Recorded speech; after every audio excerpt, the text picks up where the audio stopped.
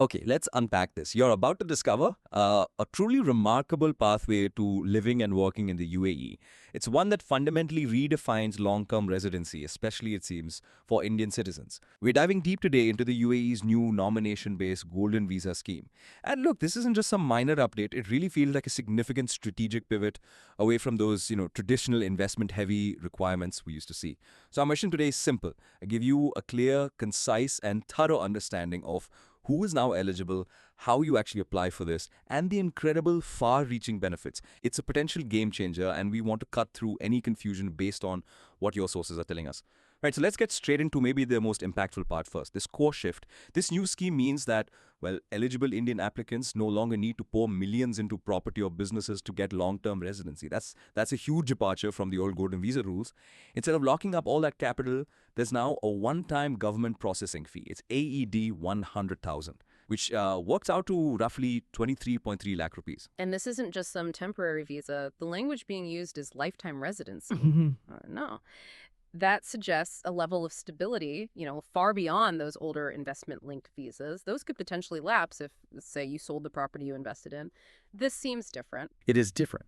And what's truly insightful here, I think, is how this move really transcends the traditional wealth requirements. It signals a profound strategic shift by the UAE. They're indicating that they now see human capital, expertise, societal contribution. They see that as equally valuable, maybe even more so than just financial capital alone.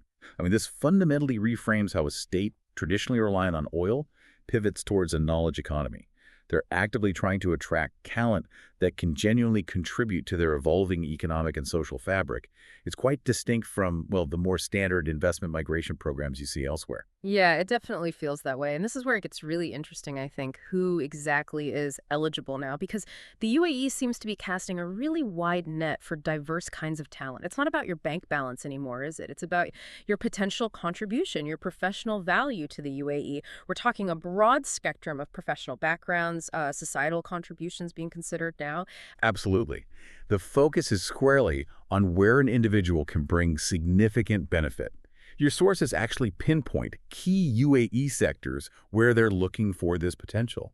Think culture, trade, science and research, startups, finance, education, professional services. It's a very targeted approach designed to fill specific emerging needs and really foster innovation across the board. And what's really striking are some of the specific examples your sources mention about who they're looking for. This isn't just a vague call for skilled workers. No, they're getting specific. Things like nurses with really extensive long-term service, 15 years plus apparently, private school teachers, academic staff, content creators, digital media pros, even esports and gaming professionals. And get this, luxury yacht owners or maritime executives. It really shows a pretty forward-thinking approach to attracting a varied, valuable set of skills. Now, okay, the investment requirement is gone, but it's crucial people understand this. The vetting process remains exceptionally thorough. This isn't some kind of relaxed pathway. It seems designed to ensure only, highly suitable candidates get through. Indeed. That's a key point. Even without that financial barrier, the UAE is absolutely committed to maintaining strict quality control. This reinforces the prestige and, frankly, the value of this visa. Your sources detail quite comprehensive checks. We're talking anti-money laundering checks, obviously, to prevent financial crime, Right. robust criminal background verifications, and even, interestingly, social media screening. So they're meticulously reviewing an applicant's digital footprint, too. It's a multi-layered approach to security and suitability. They want high-caliber individuals. Right. And it's not just about what you put on the form, is it? There's also this need for a potential recommendation from a relevant body, could be government, regulatory, or sector specific. That adds another pretty significant layer of scrutiny and, well, endorsement. Yeah. And then ultimately, the final say rests with the UAE government authorities handling residency and immigration. That would be the Federal Authority for Identity, Citizenship, Customs, and Port Security, the ICP, or for Dubai specifically, the GDRF. Yeah. They make the final call. Okay, so what does this all mean for you, the listener, if you're actually considering this? The process itself seems to have been designed with accessibility in mind, especially for applicants based in India. Applying for this new nomination scheme is apparently being streamlined quite a bit by some key partners. That's right. The Rayad Group, which is a UAE-based global immigration consultancy, they seem to be the main facilitator here. They guide applicants through that nomination and initial vetting part, and they've partnered up with VFS Global, specifically their business unit, VFS Education, Trade and Migration, or VFS ETM Services. This partnership makes that initial application step much more accessible right from within India.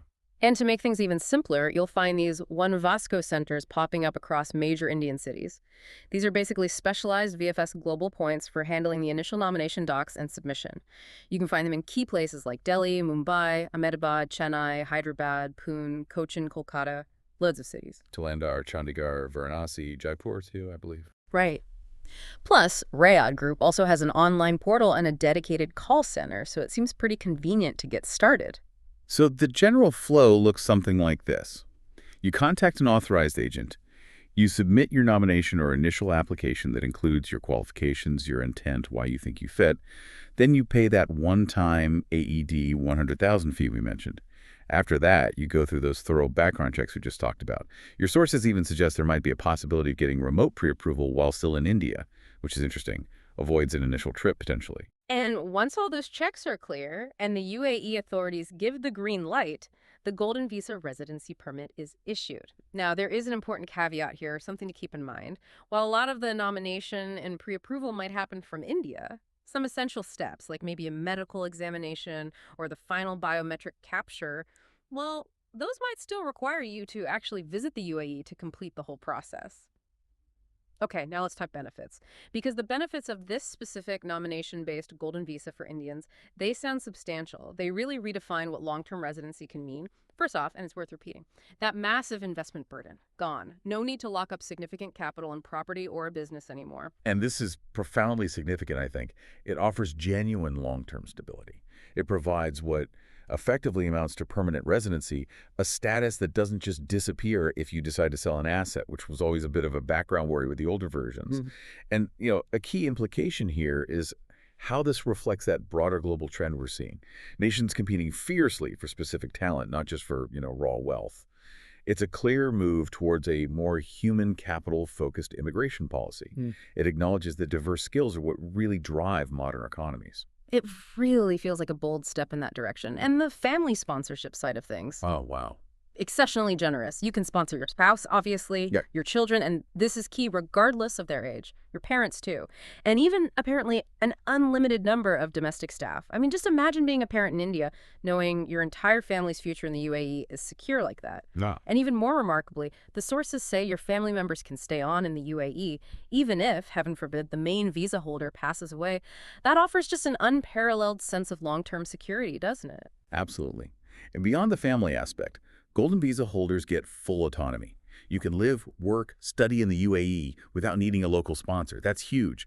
It grants immense personal freedom, professional freedom, and just makes navigating the system so much simpler.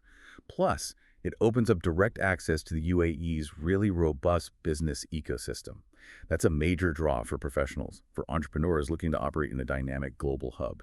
Definitely. And for people who might need to spend extended time outside the UAE, maybe international consultants, business people, this visa offers a massive advantage. Golden Visa holders can actually stay outside the UAE for more than 6 months without losing their residency status. That is a complete game changer for anyone with global commitments or family elsewhere. Plus, a smaller perk, but handy. You might be able to get a UAE driving license without mandatory courses if you hold an eligible license from certain countries. And stepping back a bit, this whole initiative really underscores the strengthening strategic and economic ties between India and the UAE. Especially following that Comprehensive Economic Partnership Agreement, the CP, signed back in 2022. This feels like a natural extension of that deepening relationship. So just to recap this deep dive then, this new and nomination-based Golden Visa seems like a truly revolutionary opportunity, particularly for a much broader segment of Indian professionals and talented individuals than ever before. It really is a profound pivot, isn't it? From wealth towards, well, value, opening doors that were previously pretty firmly shut without that huge upfront investment. It's a genuinely fascinating development and certainly a model worth watching closely. And maybe as you're listening and considering this, think about this. How might this kind of framework, this contribution-based long-term residency, how might that fundamentally reshape global talent migration in the years to come? What implications could it have for how nations define and how they attract their ideal residents in the future? Moving beyond just financial metrics to a more, holistic view of human capital and societal impact. Something to ponder.